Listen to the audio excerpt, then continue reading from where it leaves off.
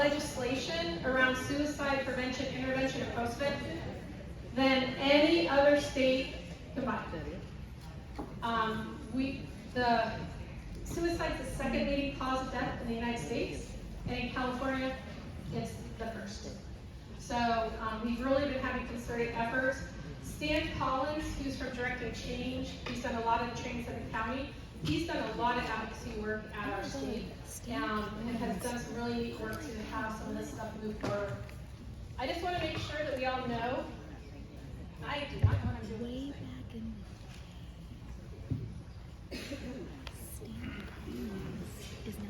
Okay, so the first thing, and I know this is probably repeating to most of you, but on the back of our ID cards, this is required for every student and every staff. We still have some, this came out in 2017, we still have some schools that don't have this. So we are going to be having you make sure at your site. I do want to share with you that the National Suicide Prevention Lifeline actually is Suicide Prevention and Mental Health Crisis Line. It did not get updated. We'll make sure that gets updated next year. Why would that be important to have not only suicide prevention but mental health? It's not just about suicide, it's about maintenance and ongoing wellness. Right, ongoing wellness. I heard prevention.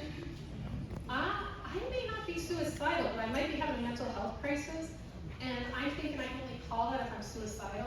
This is the number if you have anyone who's in need. It could be an adult, it could be a kid, a parent not sure what to do if their child's struggling. It's also for someone having a substance abuse issue as well. But that will connect you, whether it's through text or a phone call, directly to the Mobile Crisis Response Unit. How many of you know about the Mobile Crisis Response Unit? So they are available in the community. They are not available to schools yet. I had offered for us to be a pilot district because we do have a need for our kids to get emergency response. What's nice about the Mobile Crisis Response Unit is they go out, they're mental health professionals, they go out to the home and they can connect the family to 15, 30 different agencies if they might need support, and they do ongoing case management, and I think it's for like 20 to 30 days, but it's not just a I'm going to transport you and I'm done. It's that ongoing piece and that partnership. My hope is we get more funding for that to continue. How many of you have seen these posters at your schools? Yes. Awesome. This AB 748 just passed at the end of July. We are already in session. We're required to have these up day one of school. So they got sent to all of you, APs, sites, and your principals. These were created by the County Office of Education by students. You are not required to use these, but you have to have these three posters: friendship and mental health, coping strategies, and the balance between physical and mental health. And it needs to have a QR code down at the bottom with all of your information, so the mental health folks that are on site, which are counselors, school psychologists, therapists, as well as community agencies. Yes? You haven't received them? Okay. It went to everyone, so I will make sure that that gets resent out again. Okay? What's that? Sometime since school started. Digital. No, you have to put in the QR code. So the question is with the QR code, each one of you will have to put your own QR code in because it has your names on it. So those are unique to your site. We received it, but Okay. we received it on email, but. No shame, no blame. That's why I wanted to bring this up. This is required by law, and in November, I do know there's going to be visits for at the district level for nutrition services, and this will be one of the items that they're looking for. So talk with your site administrator about getting It was sent through San Diego County. Yeah, so San Diego County sent them, and then the district sent them as well. I'll resend them myself to all of you. Yeah. Yes, Cam. A QR code is. I think some people are having issues with the QR code.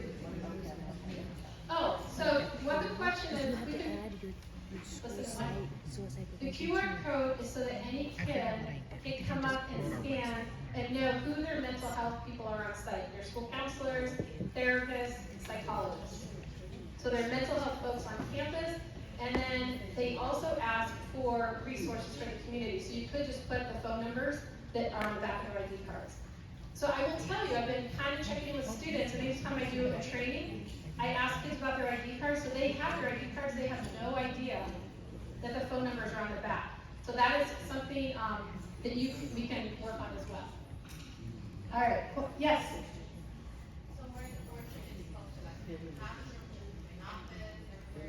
Question is, where should they be posted? What do you guys think? Library. Office. Not by the cafeteria. I would say wherever your high traffic areas are. The nurses, yeah. All right, so we all know about every year we have to offer suicide prevention education to students, staff, and parents every year. Okay? There's a couple different ways to do it. We've been using the Here Now program, and they've been using the Sign to Suicide curriculum. That only gets to 10% of our students. We just had an MOU pass at the last board meeting. If you're interested in bringing them back to your site, please let me know. I'm working with the principals right now. Living Works is something that's through the state. Living Works is from Canada, and it's a video. It's about 90 minutes, and it's only for students and for staff, not for parents. And they can just sign in and do that online themselves. They get a certificate. You can have folks turn it in. And then, how many of you have heard of Directing Change? No? Oh my gosh. This is going to change your life. Huh. Directing Change is here in San Diego. That's the program that Stan Collins developed. Many of our schools have been involved with it. It's where students create little PSAs on mental health and suicide prevention, and it's a competition where they can win cash prizes. Right now, we have just entered a research partnership with NYU for Directing Change. It originally started with just some of our schools that have done, our high schools, that have done the Directing Change competition. They opened it up to all of our high schools. We had a deadline, we missed that deadline, they've extended it to next Monday. But we have mental health clubs on each of our high school sites and middle schools, but this is only for high school right now. Middle school, I'll tell you about that in a minute, but high school, Directing Change, if you sign up, there's a permission form, and I think the principal has to sign something, but there's 3 quick forms, and you submit them to NYU. Your principals and your APs and sites have this information. I think we have 4 schools that have already signed up. Our goal is to have all high schools sign up. And the reason why that would be important is how often are our students represented in any research, right? Most research is done in the Midwest, and that's not our student population. So we're hoping to have all schools participate. Every school that participates will get $1,500, and it will go directly into the mental health club for students. Half of the schools will go through the research this year, the other half next year, and basically they're just doing empathy interviews with students. Oh, also, if you're interested in becoming, so the Directing Change is open to middle schools as well. You can also get $1,500, which is not part of the research.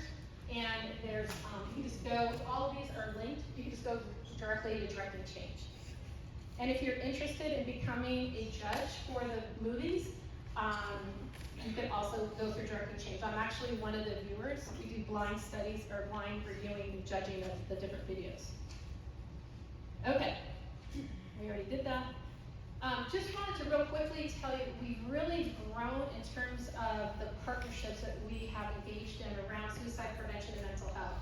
MindWise is assigned to suicide curriculum, NYU with the research.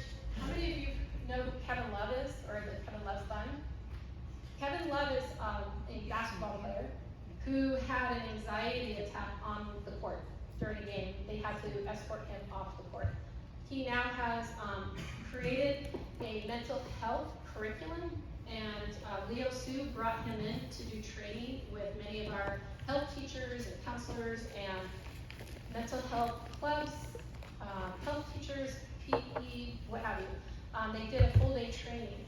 This curriculum, every single one of you here would love it. It's amazing. I find a lot of times curriculum that's written by mental health people like myself is more mental health geared. It's not in a lesson plan format. This gives you I think there's 16 lessons. There's a little video clip of someone who introduces it. There's a guide, and then it's interaction. So we actually went through and did some of them, like what brings you joy? We all went outside and took pictures, and like I took pictures of clouds. And I know it sounds weird, but we don't get clouds here often. And I grew up all throughout the United States, but I remember as a kid laying in the big field, watching clouds and just having that sense of freedom and joy and groundedness. So it's really neat. It's not just a sit and get, but it's an interactive activity.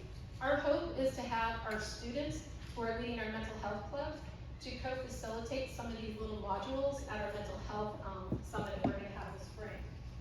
Mental Health America has been providing us with youth mental health first aid. We had a ton of educators who came through and went through that training last year just to learn about the different mental health diagnoses, what does it look like, the onset, how do you connect with someone, and resources. Also, Chargers Champion, every school district in San Diego County, I think it's in February, can do a grant and get up to like $70,000 in workout equipment for your school site. So we're going to be having a meeting in December. We'll invite schools and help you with that grant. It's pretty easy. We also got cash donations for Kaiser. We're still trying to find the money in the district, but we got some money to do startup for adult and student well-being centers at every school site. Healthier Generation is between Healthier Generation, Kaiser, and Viva. There's this online platform to evaluate all the conditions for well-being. We're starting with cultivating staff well-being and student social emotional learning. There's 4 to 5 questions in each area of what do you have in place, like a well-being center, acts of gratitude, things like that. Once you can go through and do that mini assessment, and I've done it with 2 schools so far, you can then apply to be identified and honored as America's Healthiest School in February. Our goal is to have all schools recognized.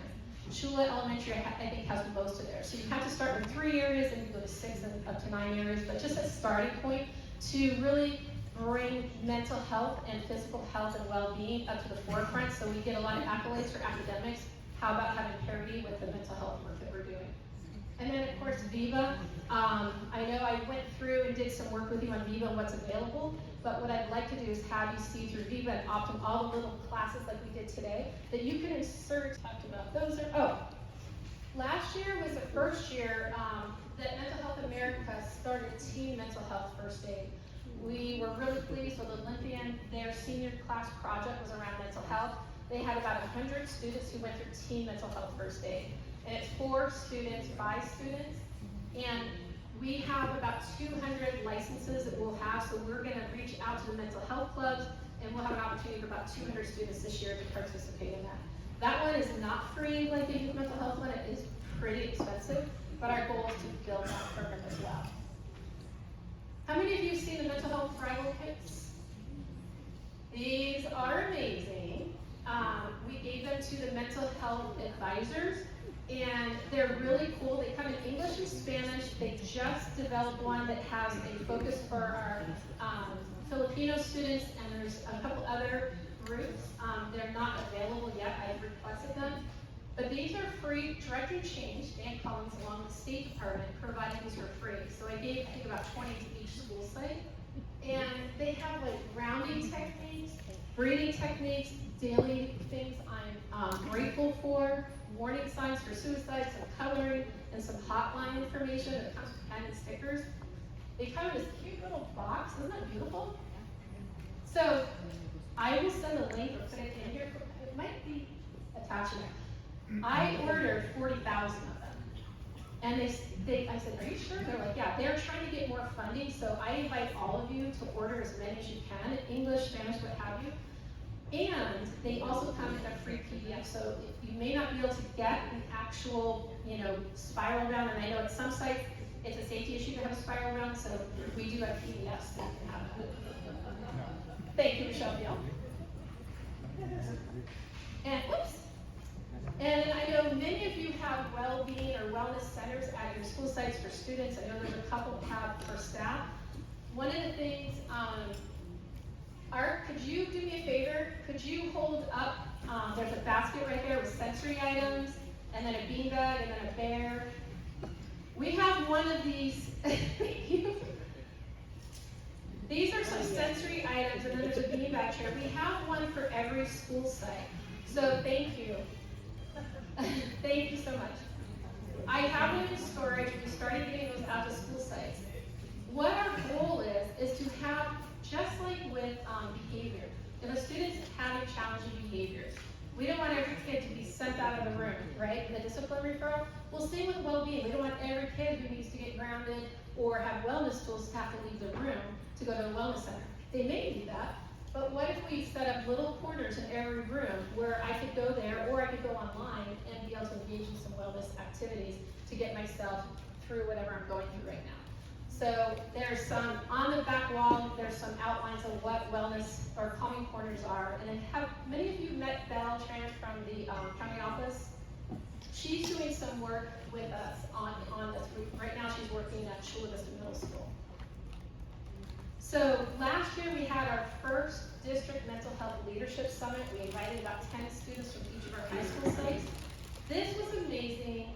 The kids were amazing. The students ran the conference, and they actually did breakout sessions as well. So we brought students together to hear from them. What does the landscape look like right now for mental health in the schools? What are we doing?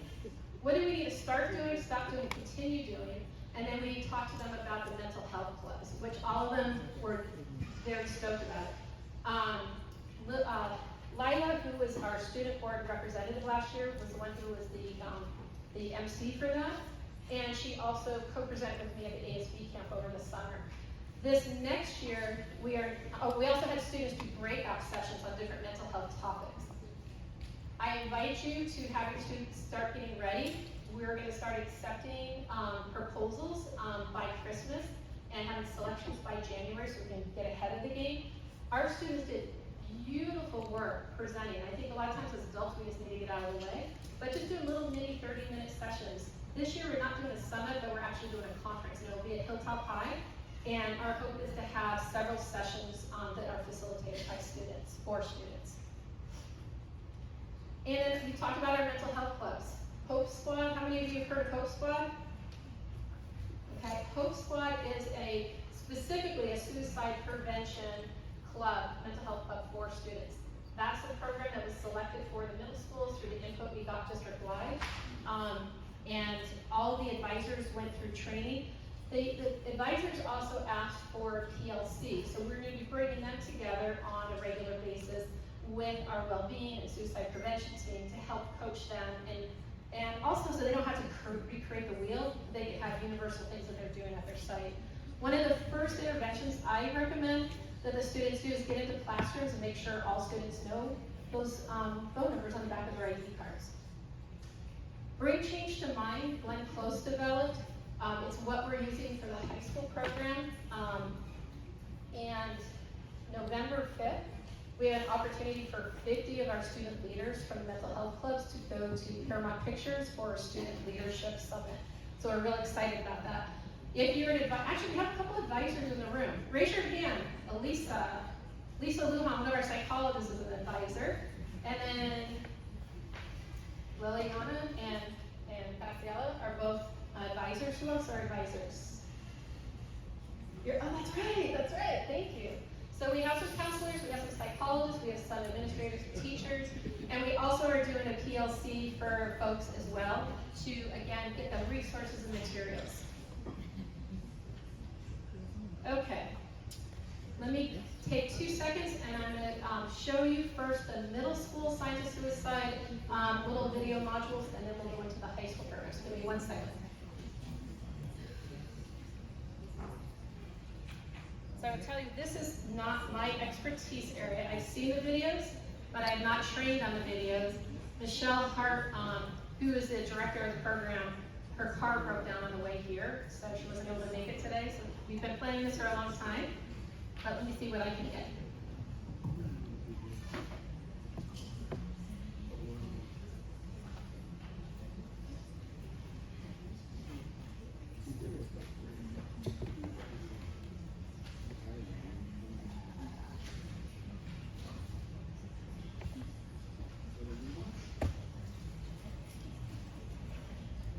Okay, I think I have it. So what's neat is it's all in one place. So they have little video clips, they have all the questions and everything step by step, so it's literally click and play.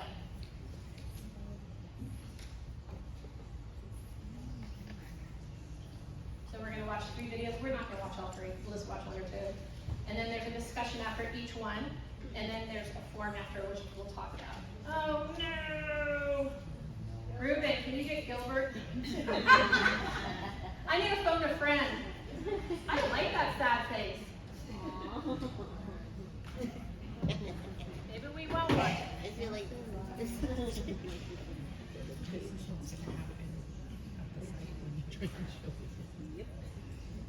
Never mind.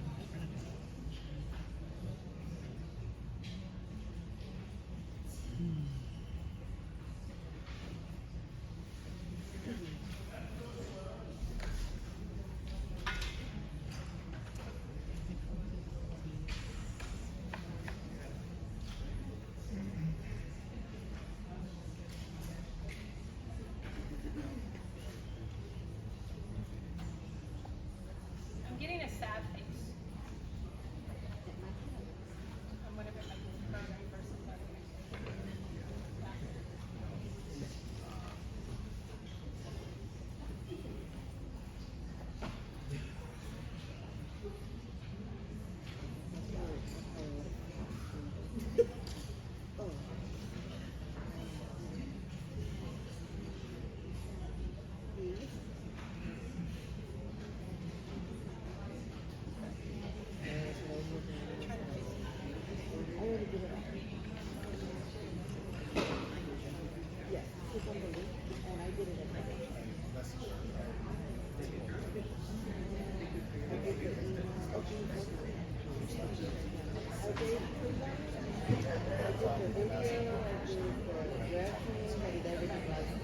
This weekend, I finished the video yesterday.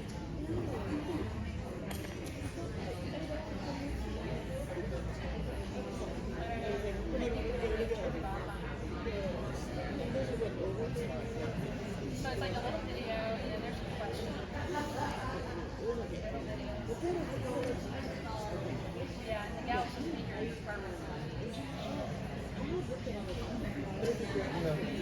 Okay, we are not going to be watching videos.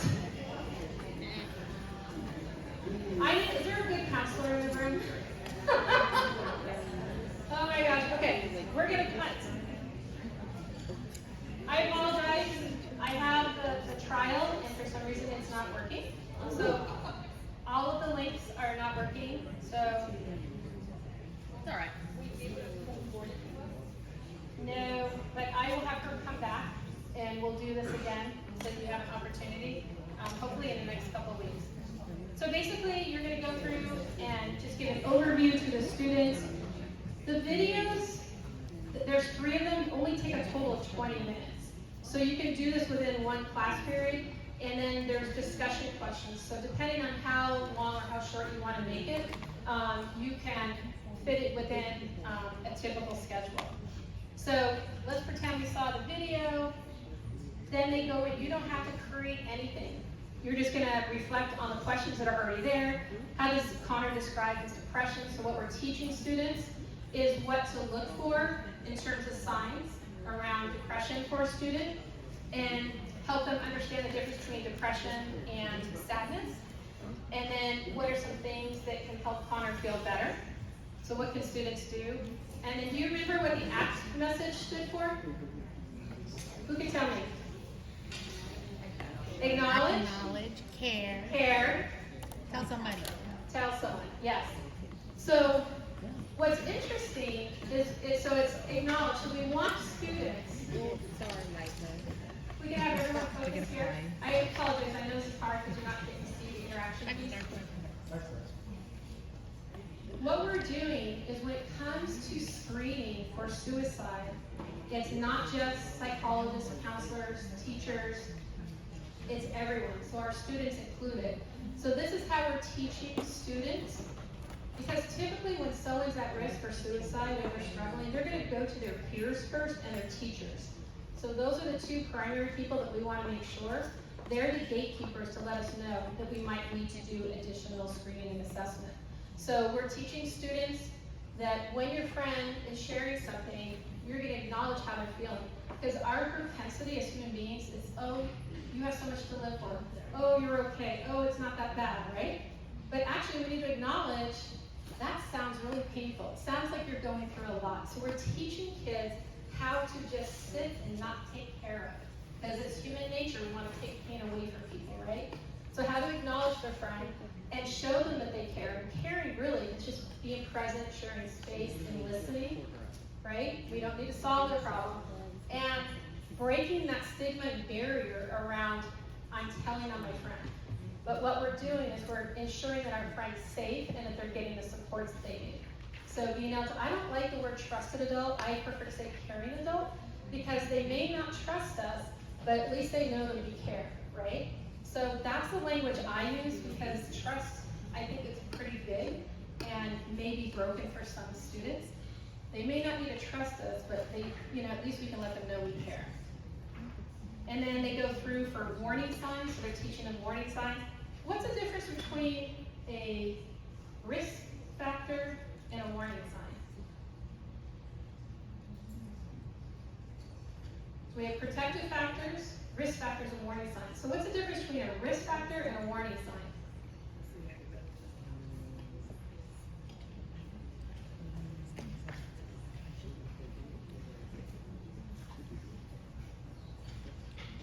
Anyone want to take a guess?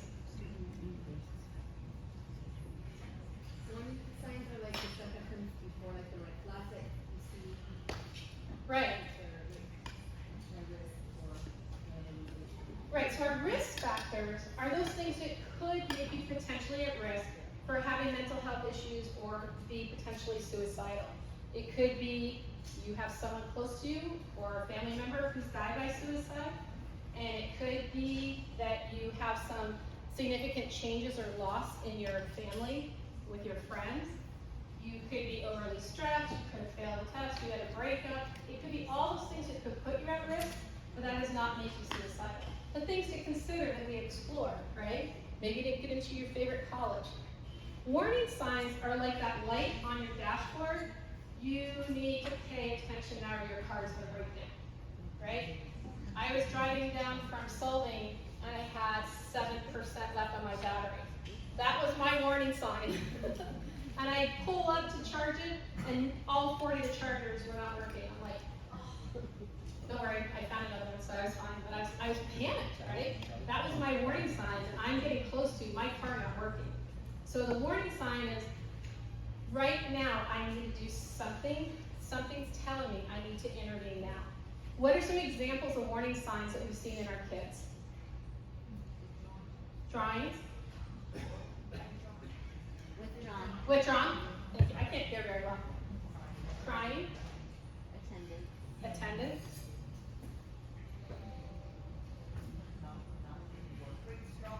Not doing work. What? Grades dropping. Significant changes is the biggest one. Someone who's usually really outgoing, now they're quiet.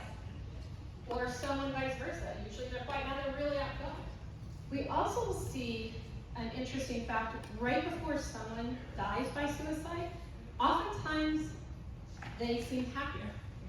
You'll see an uptick because they have made a decision and are feeling at peace with it. I know that sounds weird, but I can tell you so many cases where you hear this pattern a few weeks ahead of time. They got everything in place. So they feel like, okay, I got this, right?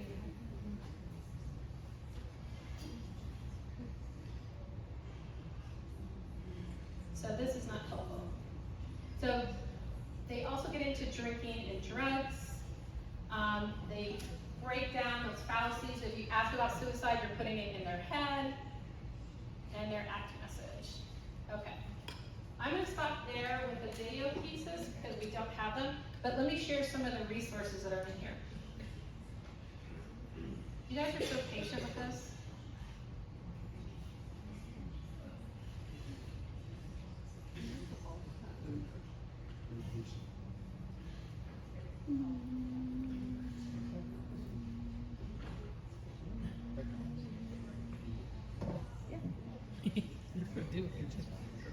said.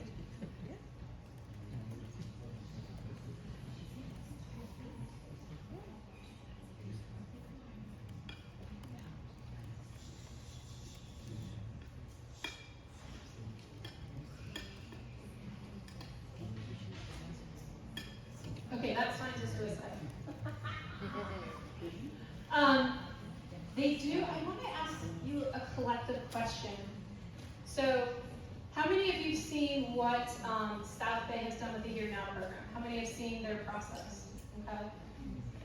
So that is one way to do it. That's not how we have to do it. But the number one thing they do is after they show the video and they do some discussion, they have an exit slip for every student.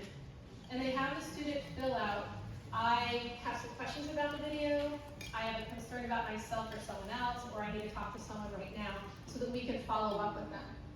The way that the Here Now program works is they typically come in and they have 4 to 5 people and they do 4 or 5 presentations every period. They go through, say, all the English classes. So within 2 days, they're doing all the lessons, and then the rest of the week, they're following up with kids.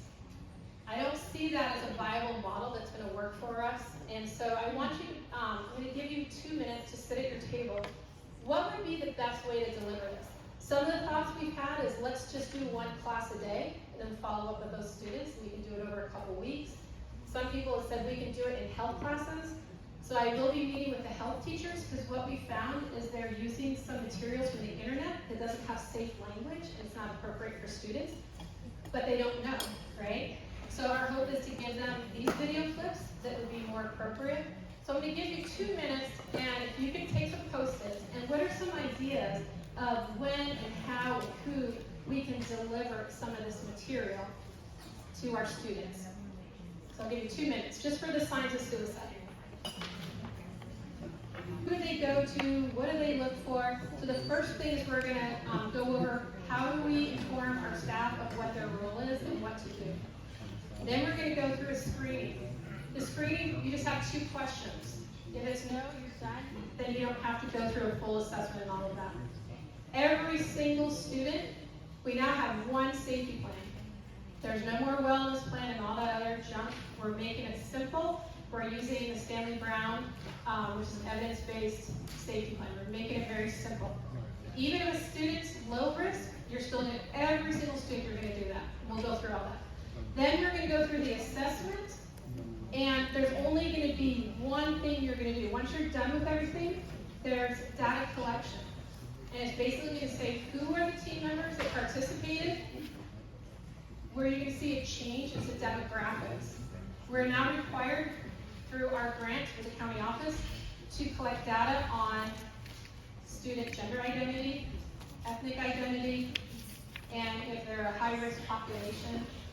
And we're going to go through that. And then low, moderate, high, and what interventions we did.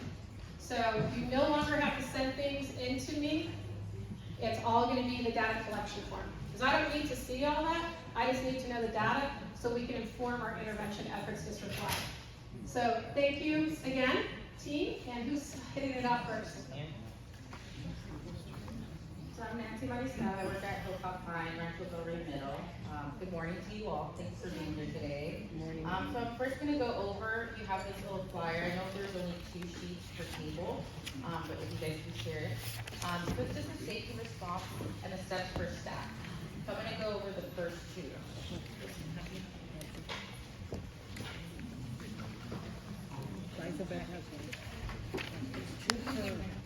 So some of the steps to go through is noticing the warning signs first.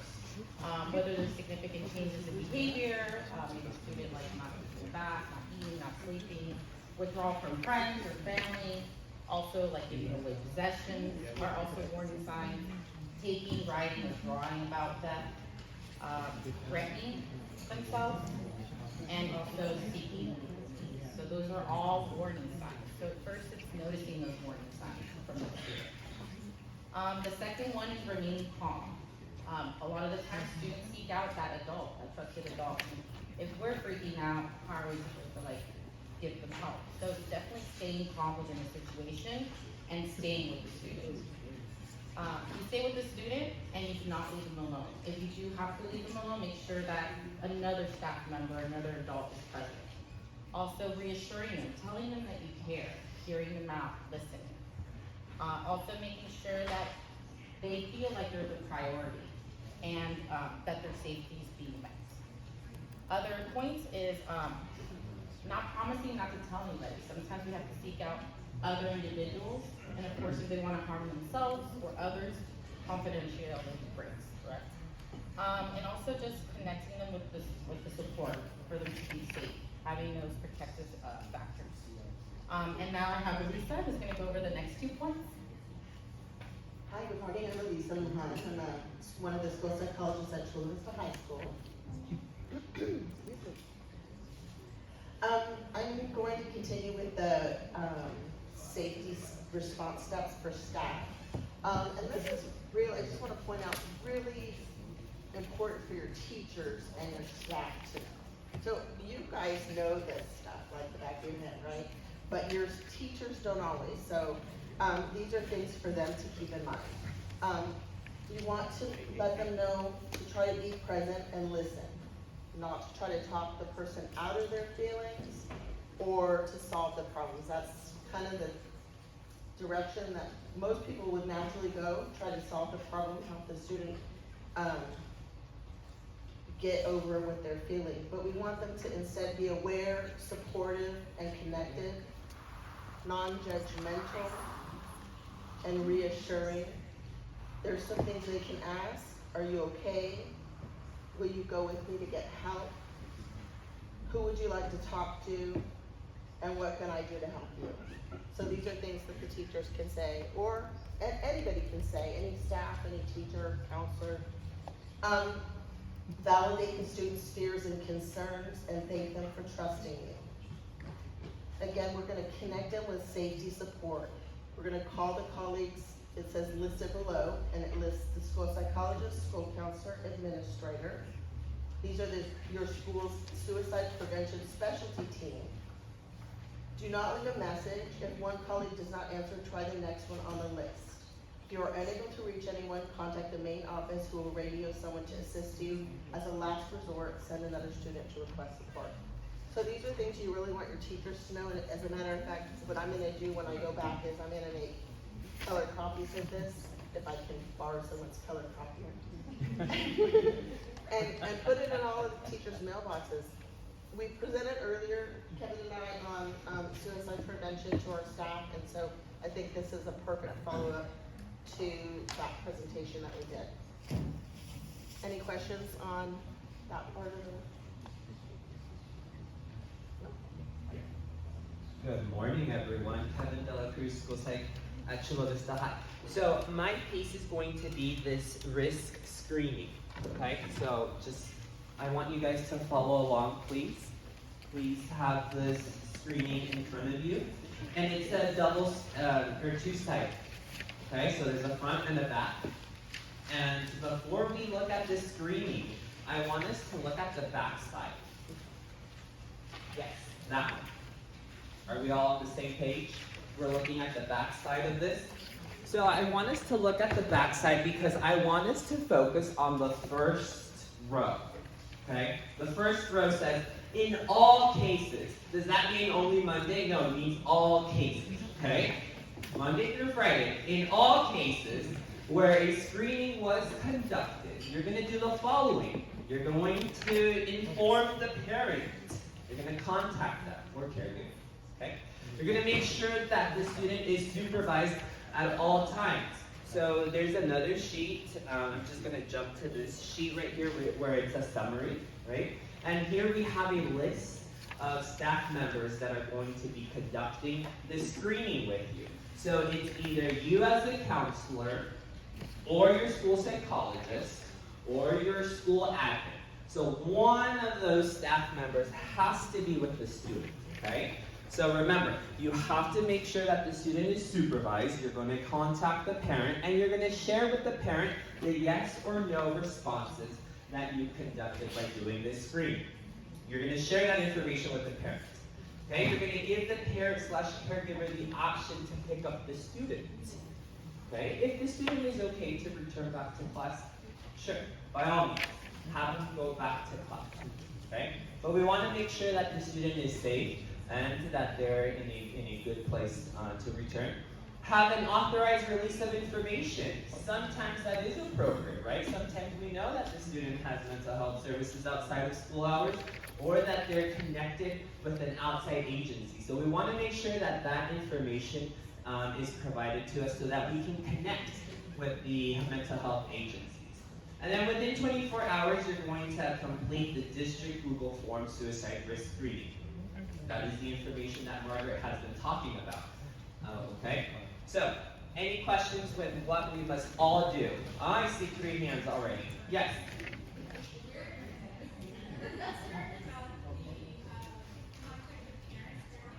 Okay.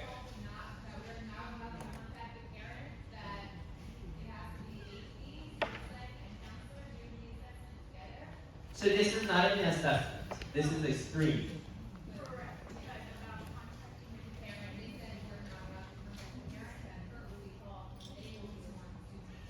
Michelle, you want the microphone? No? So I did ask John about that, and Margaret and I just had a conversation regarding that.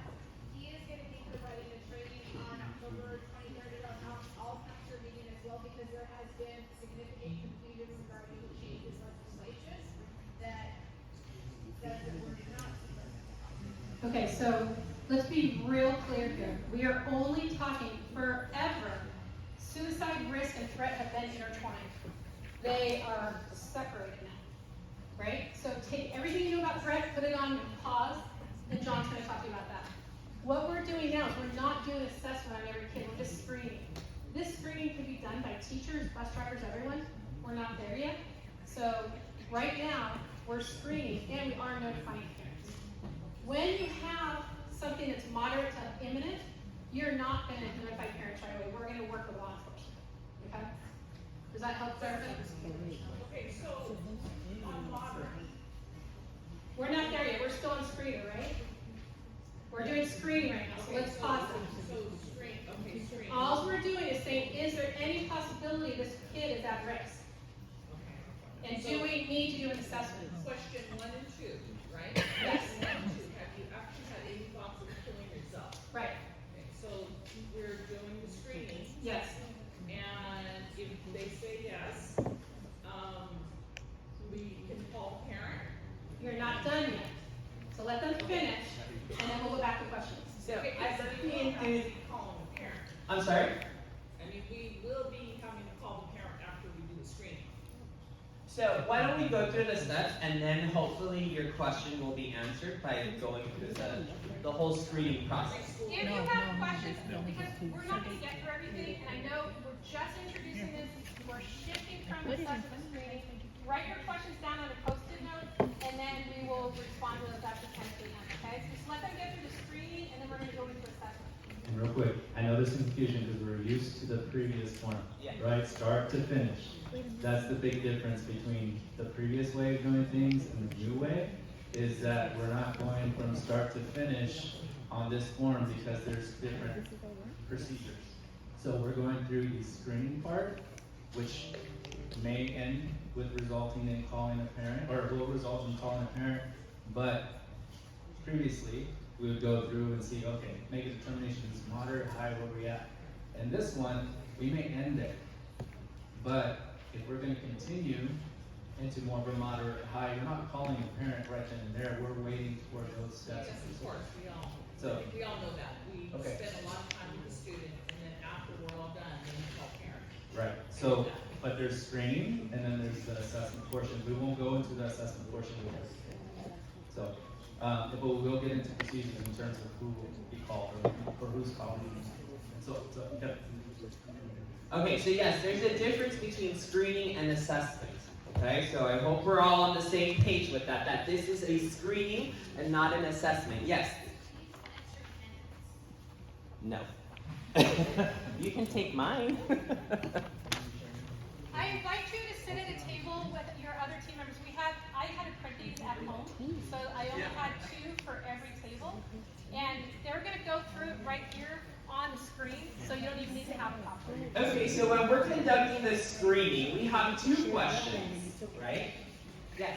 I think it'll help us if you give us a definition of what a screening is and what an assessment is before we go further, because in our heads, it's one and the same. So that, to answer that question, you have the answers in front of you, okay? The page that I'm going through it is the screening. The other page, it literally says the title, which is assessment.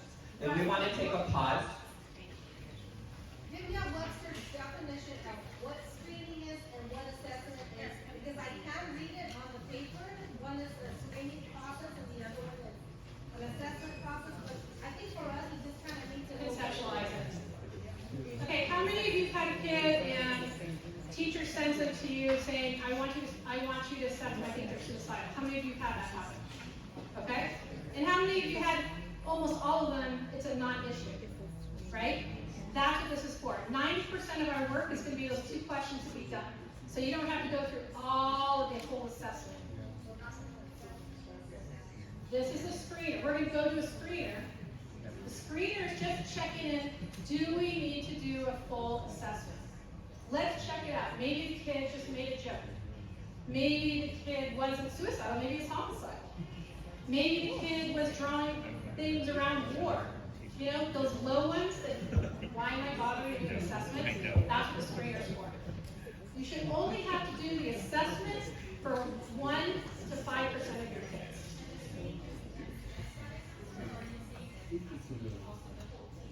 Anytime, so the question is, does it have to be done by the whole team? Anytime you are looking at threat or risk assessment or screening, you are going to consult with one other person.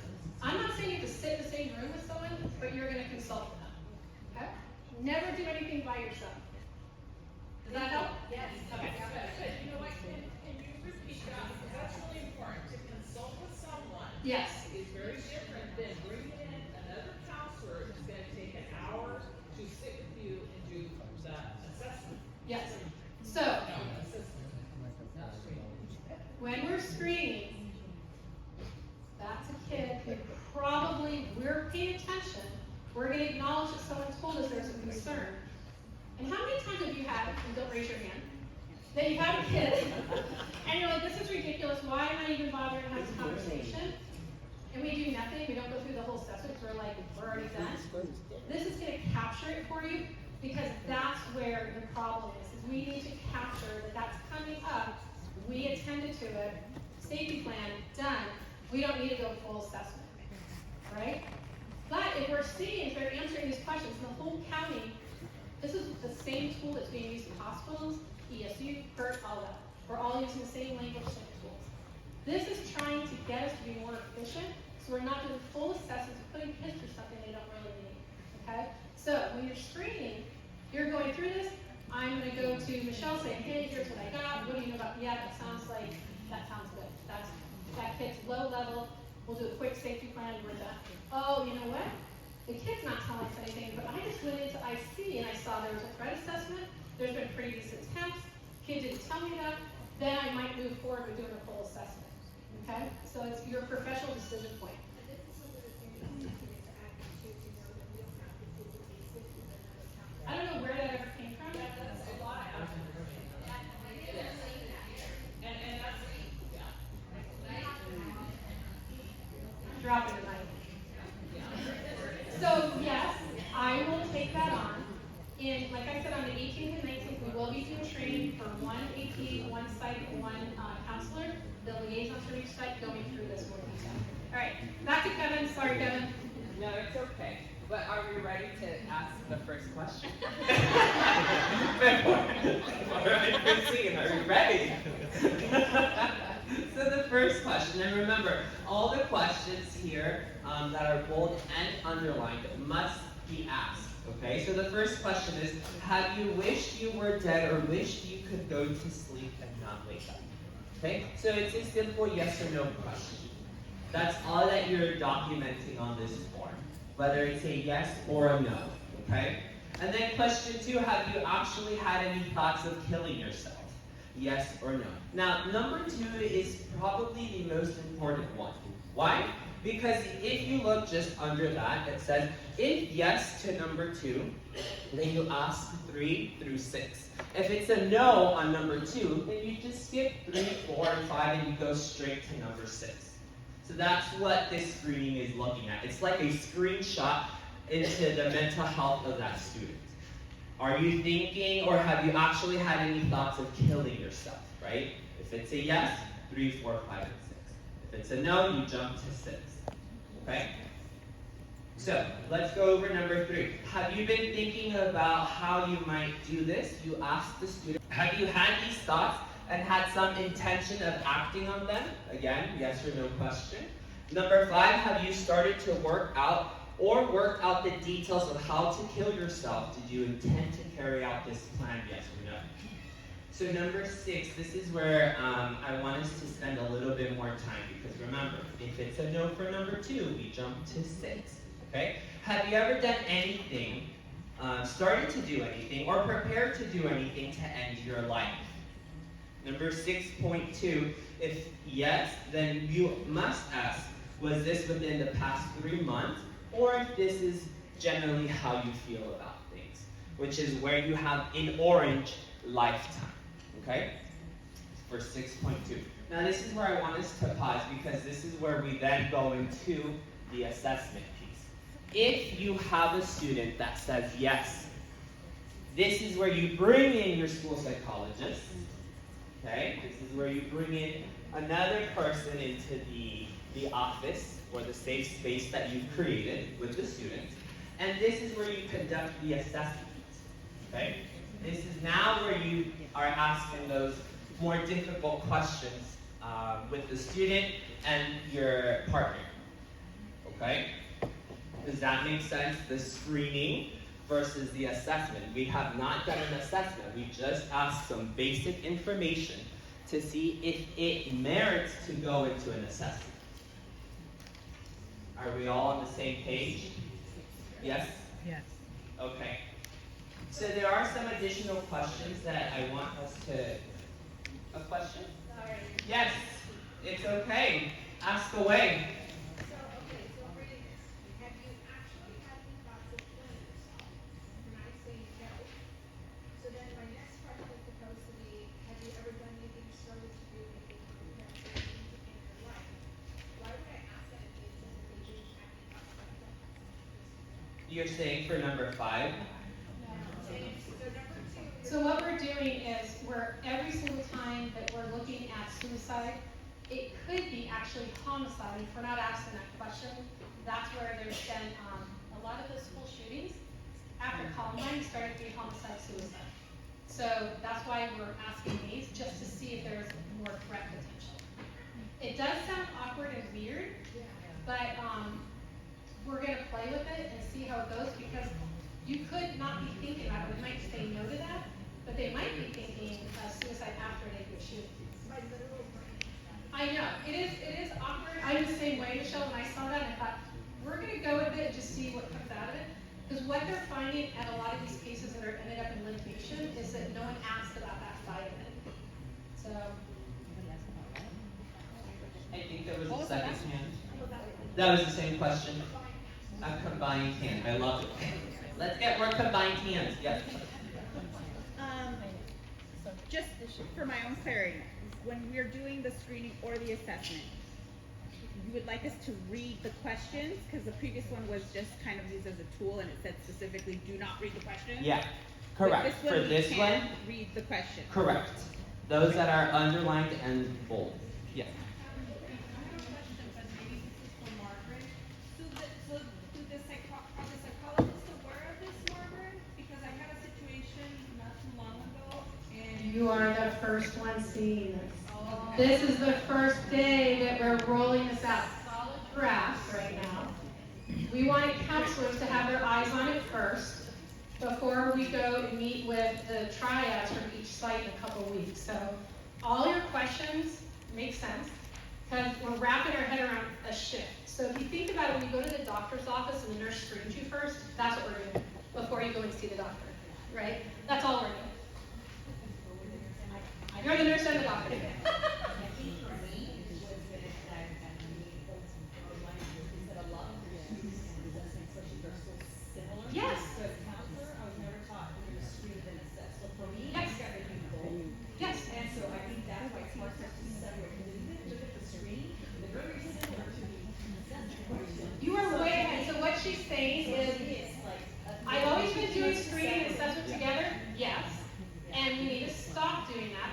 we're spending a lot of time that we don't need to be on kids that don't need that full assessment. Yes. They've been intertwined. It's cognitive dissonance. And we've been doing screening and assessment for suicide and threat all intense since we started, since day one. Yeah, and we've been using the language has been intertwined. One last question and then we're going to let them finish. So what we have here, for you guys decided question is where we think that we need to change what we start with, and start with probably you have to shift your mind. This is the whole I think everybody. Growth mindset. Yeah.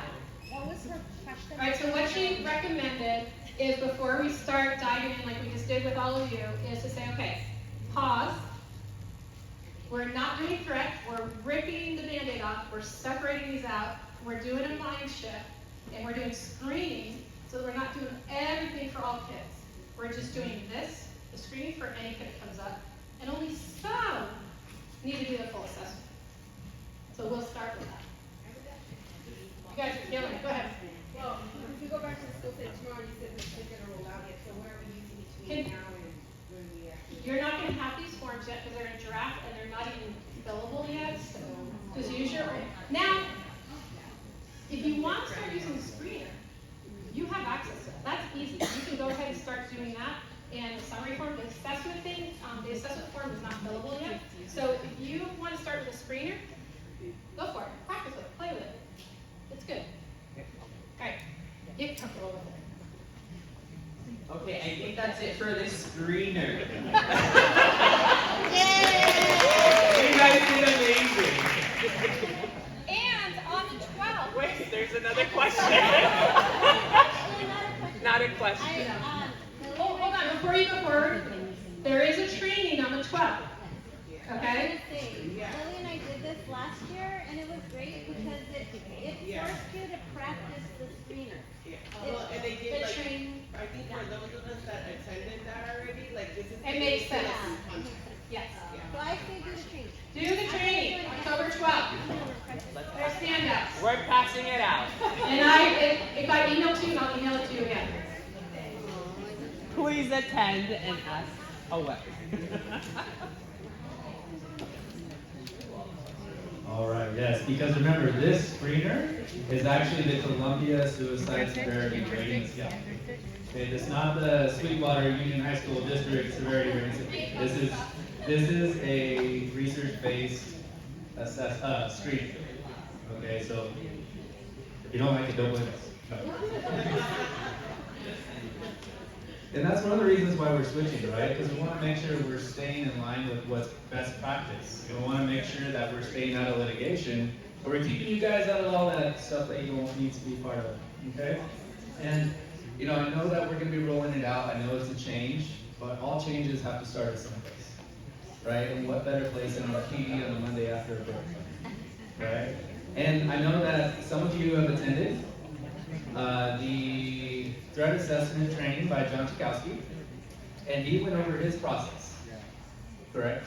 Or not in detail, but there is a different threat assessment process that he started, that we've been rolling out this year as well. So, just like risk assessment, there's threat assessment changes as well.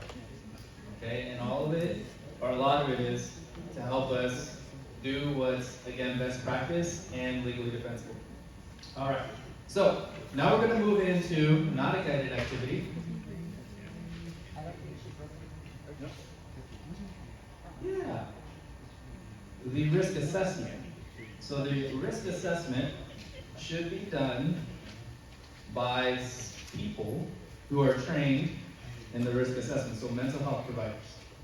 The other form, like I said, or like we said, can, hopefully will be done by anybody who is a trusted adult, like a teacher, a school driver, because you're asking guided questions verbatim. Okay? And you're checking a box. I think all of us could read a verbatim question, verbatim, and check a box. And follow directions at the bottom.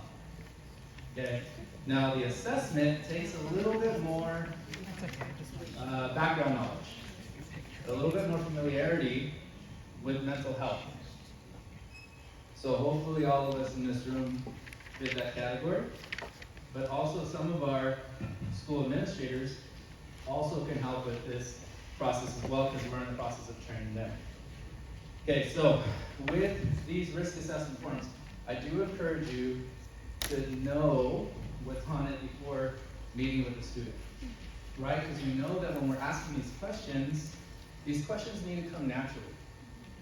Because you have these kids who are hurting. And if you're sitting in front of them, ask me how long you've been feeling this way. They're gonna be like, just like that kid is when they have a substitute teacher, right? They make them just like a book. So be familiar, form. Practice with your colleagues. Maybe take, I don't know, an SST day to go over this process with those mental health providers at your school. And we also realize that not everybody is at your school every single day, right? And that's where sometimes we feel like we're not empowered because it's just us in the office. So, having more people trained, even maybe a school nurse, right? A school administrator, your school psychologist, your colleagues, to help when this comes up is super important for your school site. Now again, it's a paradigm shift. We're used to pulling in everybody every time, we have a kid talking, thinking there's thoughts of possible suicide. The purpose of the screener is to eliminate, or one of the purposes of the screener is to eliminate the need to get everybody on board. As a screener, we're going through, that should be the bulk of the low risk situations. Okay? Now, in those high risk situations, or moderate risk, we're going to be following through with this. Now this should be very minimal. Less than 10% of all of the ones that you do at your school site. Okay, so it shouldn't be as big of a burden than what we're used to. We're getting more of your team involved for every single kid that presents with risk of suicide. So that's what we follow the screener. I don't like calling it quick and dirty, but I think we all understand when we say it's a quick and dirty version, right? Then we get into the version that's more involved. Okay, so with knowing what these questions entail, the first section is we're trying to get an understanding of current ideation and intent. Like what is the student saying that they're going to do? And do you believe them? Right? And so the first questions that we want to address are, and we're doing the assessment because we know that the student is at risk. They've already identified that they've had thoughts of suicide, that they probably intend on doing it. So that's the idea we're coming into this with. So we want to know, how long have you been feeling this way? Right? On a scale of 1 to 10, how likely are you going to kill yourself in the next 24 hours, or between now and tomorrow? Okay. We're also, and right here it says if they check no, we always want to ask, have you ever thought about suicide or killing yourself? Again, ask it again. Now, we understand that sometimes the kids are all over the place, right? And they answer yes, no, they change their mind. You can make notations on this, okay? You can, with your mental health person that you're doing this with, step right outside your office. You have eyes on your student because they're in your office, okay? And you have a conversation of, hey, what do you think the best next steps would be? Okay? Because that means that you're talking about what you should do next, right outside your office. You have eyes on the student so you know that they are not going to harm or kill themselves. And hopefully you don't have any means in your office anyway. So, all right, so no matter the answer given, ask the following. When did these thoughts begin? How many times are you having these thoughts? And when you have these thoughts, how long do they last? So when we're practicing this assessment, those should kind of roll off naturally without, again, having to read everyone, have an idea. Maybe one person on your team, like if you're doing this, well, when you're doing this with somebody else in your office or their office, One person may be taking notes while the other person is reading it or asking questions, right? So it doesn't look like you're, tell me more, right? Have somebody, your partner, really taking the notes on this and making sure that you're asking all the right questions. Because I know I'm bouncing around sometimes and I go from question 1 about ideation, I get into 3 with means, and it's all over the place. And that happens with just the natural conversation that you're having with the kids, right? So that's where your colleague, your partner, is helping you keep on track. Okay? There's like, they could always jump in and say, oh, Johnny, well, tell me a little bit more. Like, what's your plan? What are you gonna do after school? That's how you get those missing boxes filled. Okay? So, number 2 on plan. Ask, what is your plan? And ask, have you ever thought about how you would feel yourself? Okay?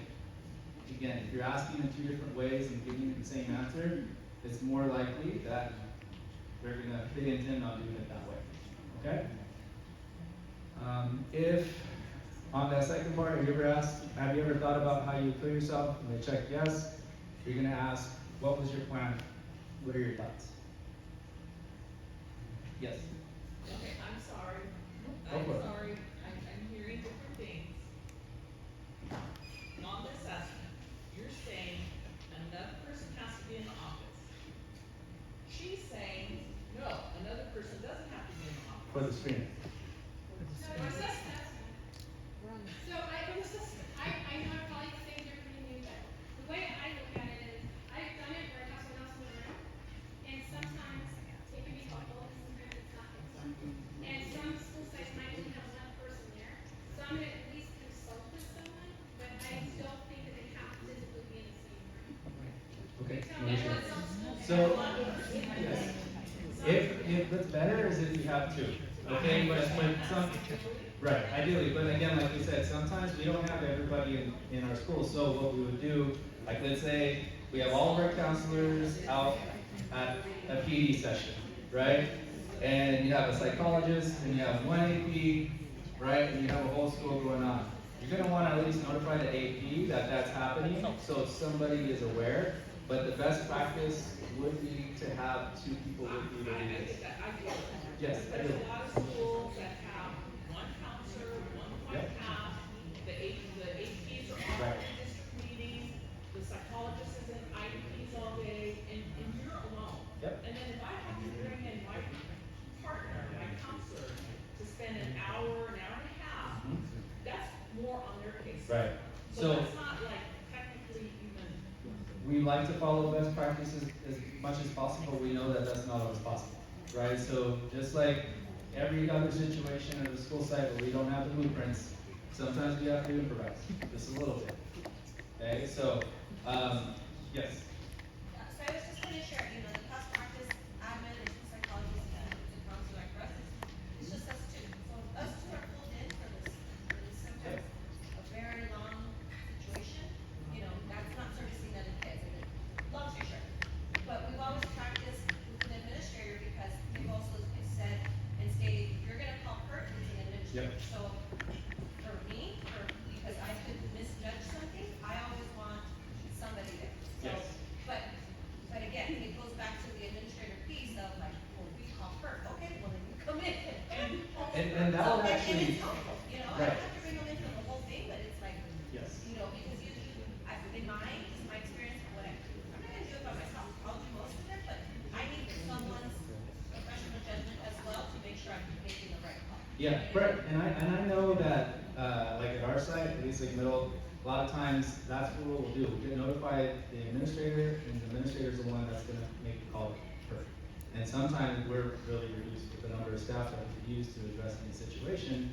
So it could be one of us with the administrator aware of what's happening, because you want to phone a friend when you need, right? If you're doing these and these are high risk, you're gonna want somebody else in the office aware of what you're doing. No, you're not calling Kurt while you have to get in there, you're gonna have somebody else call, and that's where I said, you can step out of your office, and you go, hey, Miss Gray, come here real quick, right? You have eyes on the student. Okay, the student, your blinds are open, you're okay. Or you could knock on your neighbor's door, hey, can you get Miss Gray for me? I'm gonna be in the student, we're doing a high risk. Okay, so as long as somebody is aware, sometimes you may have to, again, get a neighbor in to help you, but we gotta have more than one person aware that these things are happening. So just a reminder of the mind shift. This is not every kid. This will be very few and far between. And so now as we move to the screener, that's gonna take you a very short amount of time. You're not gonna be doing everything for every kid like we've always done. So we're gonna be doing more intentionality with those kids who are at high risk. Okay. So, who calls first? Question, right? Who calls first? Yeah. Admin. Don't say that. Because they're not- Don't say that. All right. Admin calling PERT, I'd kind of be careful in saying that, because that's not usually what happens. Margaret, they're asking about admin calling first. Because look, what we'll say is like, look, we were told in this training that you're supposed to do All right, this, hold and on, they'll be guys. like, Can we have one question? Right now we have Elizabeth who's asking us a question. you know, and I'm just being honest, like, I know it's great to say, oh no, your admin's in charge of that, but then we'll be like, look, admin, we went to this training and they said, you're supposed to be like, oh no, one never told us that. So I'm just like being honest, like really, and all the times our team has called PERT, like, I don't think any time they're the ones who called, we called. So I just want to make sure that we're all on the same page, because we bring it back to admin and they're like, well, no one ever told us that. So.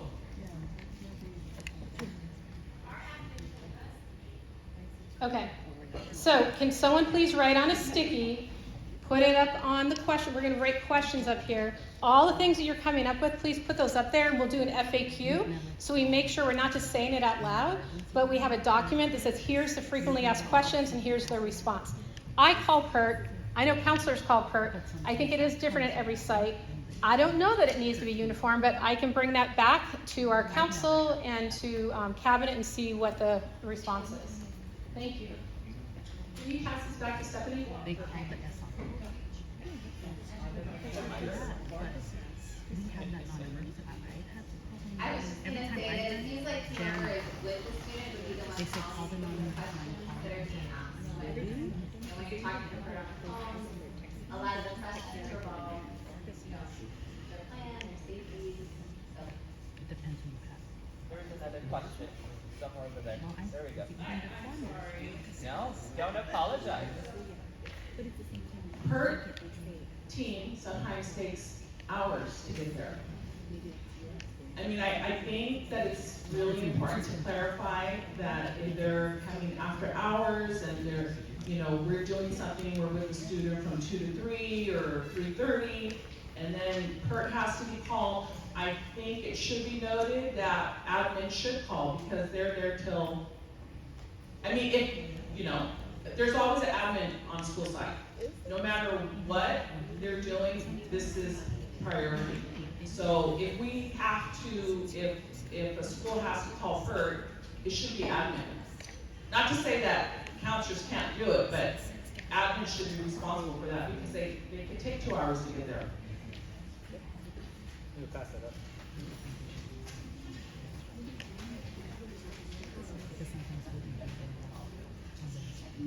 Right, yeah, we bring it up Friday at 2:45, right before break, and then, And school psychologists are part of admin too. yeah, So they need to, right, I mean, they need to encompass this, right. right? No, totally agree.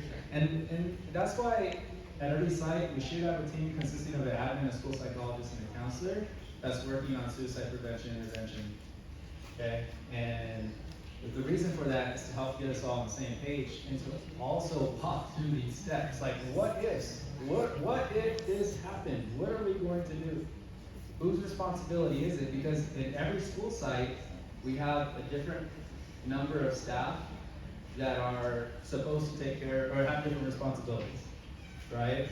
I mean, East Lake High is going to look a lot different than National City Middle, right? We have just different responsibilities. There's different amount of staff to help do these things. So that's why, again, let's work together at your school sites to figure out who is the best in these types of scenarios and walk through those situations, because what you don't want to happen is you get into those Friday, it's 2:45, what do we do?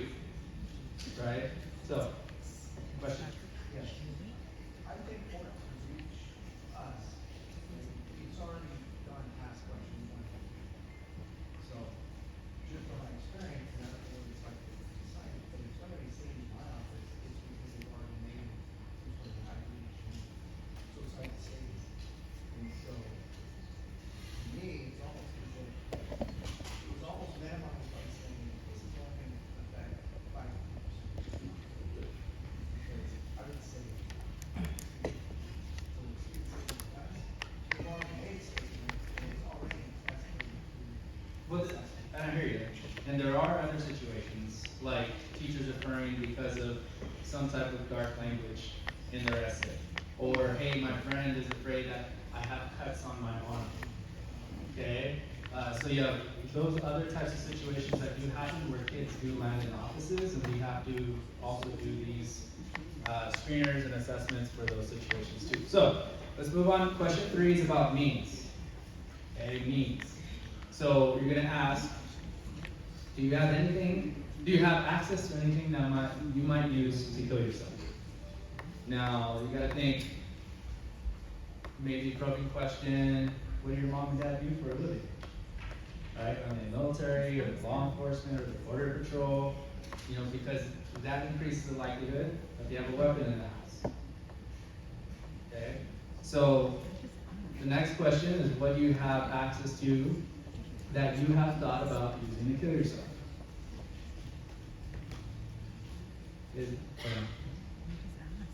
Is there a firearm or gun in your house? Do you have access to it? And if they say yes, it's in the safe.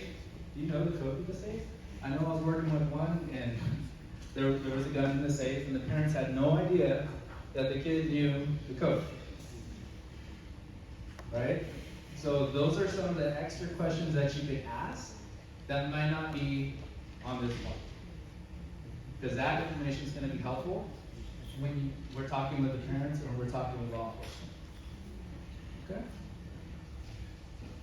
Risk factors. Again, risk factors are things that kids come to school with. And maybe not necessarily showing you, but you all know what ACEs are? So high ACEs, those would be risk factors. Okay? So a risk factor would be in history. So have you ever attempted suicide in the past? You're going to ask what happened. Okay? They're still there, obviously. They're still here, obviously. So you want to get a little bit more information about, okay, what kept you here? You're also going to ask, do you know anyone, or are you related to anybody that's attempted or was died by suicide? Okay? Yes, Tina? Why would you not ask that first? Well, like I said, we might be bouncing around. Okay? So these are just the different areas that we need to cover as we're going down. This is just related to our risk factors. No, my thought was just that in order to know, I guess for me, it's a background information for the student also, and I would like to ask that first before I go into the more. Yeah. Whatever's natural for you, as long as you're asking these questions and you're getting some responses for each section, right? That's why, again, when we know what's on the form, we have an idea that we gotta cover current ideation intent, we gotta cover plan, we gotta cover means, we gotta cover risk factors. However we answer those questions, however it comes natural in the conversation, that's up to us as a mental health provider. Okay? Because at the end of this, we're using this to help make an informed decision on what happens next. And law enforcement, if PERT is called, is probably gonna want to know all this information before they go and meet with the student themselves. Right? Alright, so continue. So next, do you or have you engaged in self-harm or self-injury? Remember, that's different than suicide. But we still want to know that information. Okay. Have you ever had thoughts of hurting or killing others? Now we're getting a little bit into threat. If they say yes, what is that going to trigger? If a student says, I've had thoughts of hurting other people or killing other people, what does that trigger? Threat assessment, right, which is a different document. Right, we want to just be mindful of that. Have you ever been hospitalized before? Now, they may be hospitalized for something other than suicide ideation. If they say that, that's fine, we can note it. But we just want to make sure that if they've been hospitalized for suicidal ideation, that it's other than all right, so what is going on? We also want to know about stressors. So what's currently going on in your life that's stressing you out? You might get a whole lot of information here. It's okay to ask probing questions.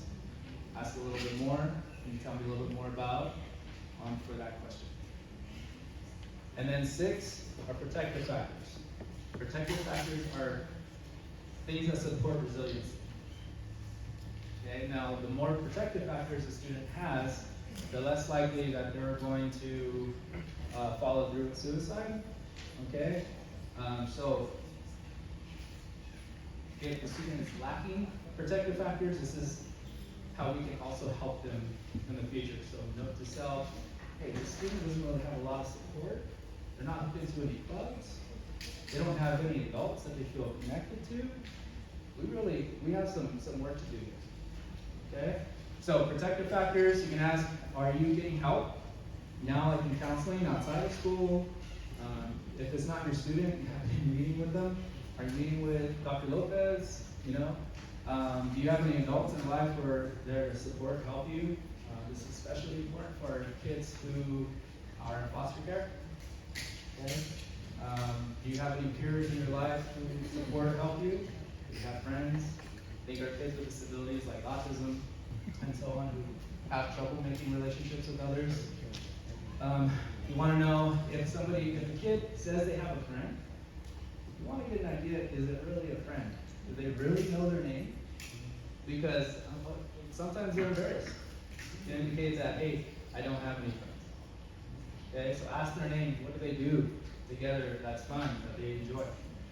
Next, I'm going to ask, can you stop thinking about killing yourself or wanting to die if you want to? So do they have that ability to make the racing thoughts stop? Right? And then what's in your life, but what in your life is worth living for? This is sometimes that hope factor, this is their hook.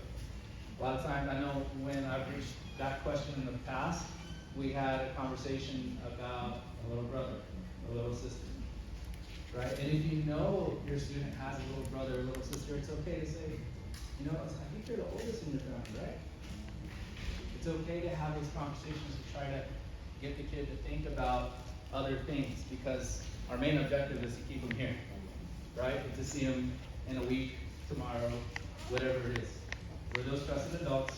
They're in our office for a reason.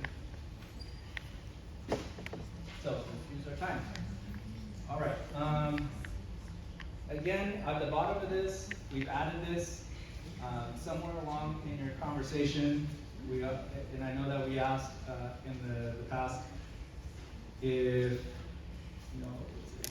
have you thought about hurting or killing others? But we want to make sure that we're assessing for homicidal ideation. So somewhere in this assessment, we want to ask also, have you thought where you would want to die by suicide? Might the suicide follow the act of harm to others or killing others? Again, most, like school shootings,